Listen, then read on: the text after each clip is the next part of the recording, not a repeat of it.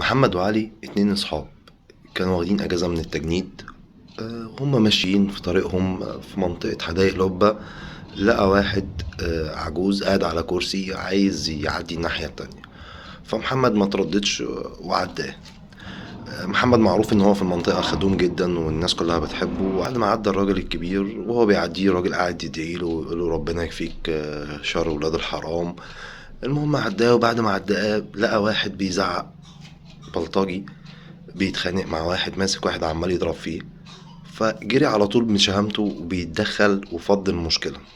بعد ما فض المشكلة ويا دوبك خلصوا من ايد البلطجي، راح البلطجي دوت مسك سلاح ابيض وراح غزه في صدره وذبحه. قصة شهيد الرجولة والشهامة اللي في حدائق القبة محمد.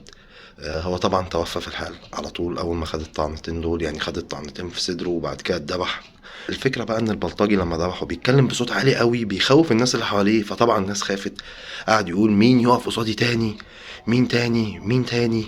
يعني اللي هو يعني خلاص انا هموت اي حد. الفكرة يا جماعة ان للأسف البلطجي ده بنسبة 90% مش هياخد حكم قوي قوي يعني، لان في الاخر هتتأيد ان هي مشاجرة، فمش هياخد حكم لان هي مش مع سبق الاصرار والترصد. طيب الله يرحمك يا محمد. وانا مش فاهم يعني انا لما اشوف حد بيتخانق ودخلت احوش وشفت حاجه زي كده قدامي وواحد مات، ما اجريش انا بقى كمان ليه؟ يعني كلنا نتجمع عليه ونمسكه كده ويعني ونبقى احنا اغلبيه. انا مش فاهم ليه خوف.